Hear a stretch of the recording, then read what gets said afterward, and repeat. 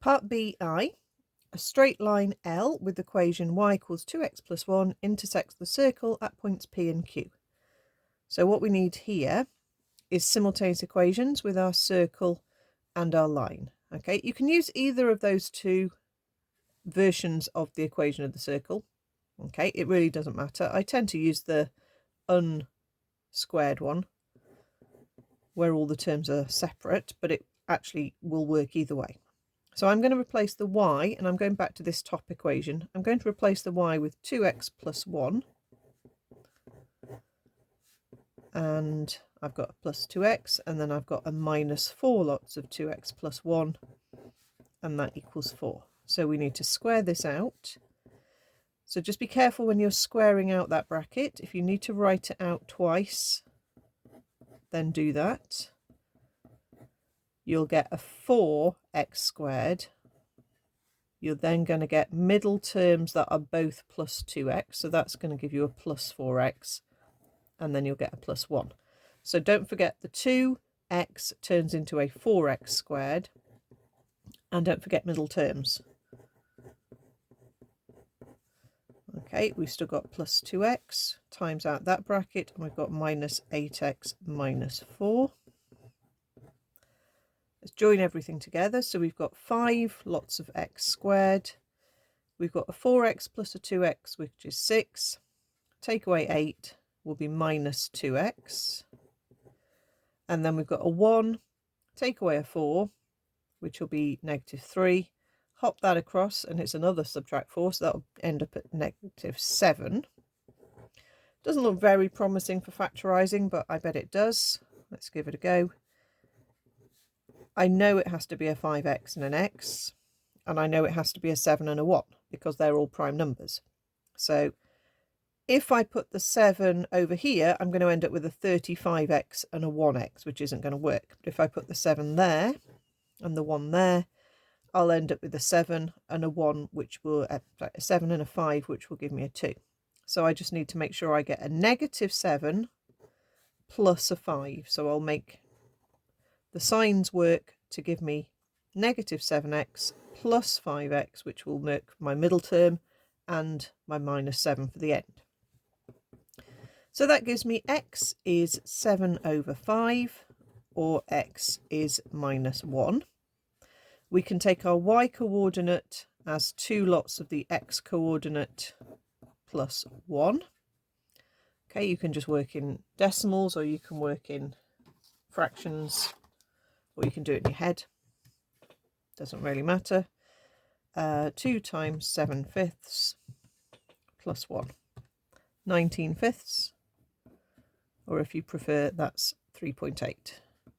And if you prefer 7 fifths as 1.4, that's fine as well. The other y coordinate is 2 lots of minus 1 plus 1, which obviously is minus 2 add 1, which is minus 1. So our coordinates are 7 fifths, 19 fifths, or you can put them as decimals, and negative 1, negative 1. Okay, we don't know which one is P and Q. Doesn't matter, we haven't got a diagram to decide which is which. Okay, going on to part 2 of B. It then says we have to find the gradient at each of the tangents for the points P and Q. So we've got this circle. Let's put them in roughly the right place. We've got a centre and negative 1, 2. We've got one coordinate at negative 1, negative 1. So over there somewhere then. No, down there. Get it in the right place. Same x coordinate, different lower y coordinate. And then we've got a point at, what did we say, 1.4, 3.8. So that's probably up there somewhere. 7 fifths, 19 fifths. Okay, so 1 point's P, 1 point's Q. There's our line cutting them, but we are actually now interested in the gradient of the tangent at each of these points.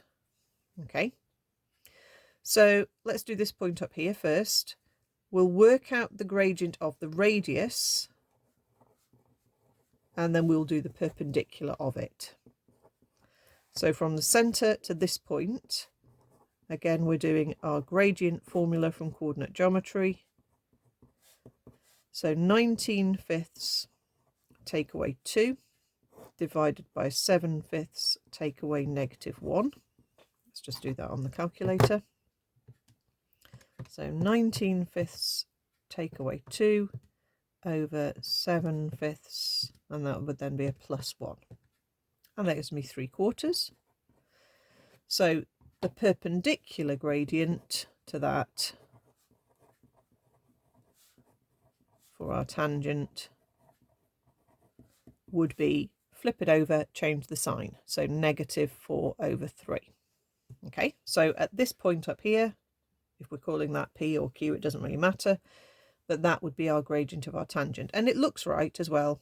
Okay, I did try and put the points in the right place as I drew it. For the other point, you can try doing the gradient formula again. Okay, see what's going to happen. We're going to get 2 take away -1 over -1 take away -1. And that's going to give us 3 divided by 0, which is not possible. Okay.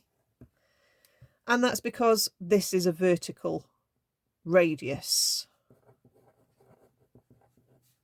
Okay, so if you observe that the x-coordinate is the same, the radius is vertical, therefore the tangent is horizontal,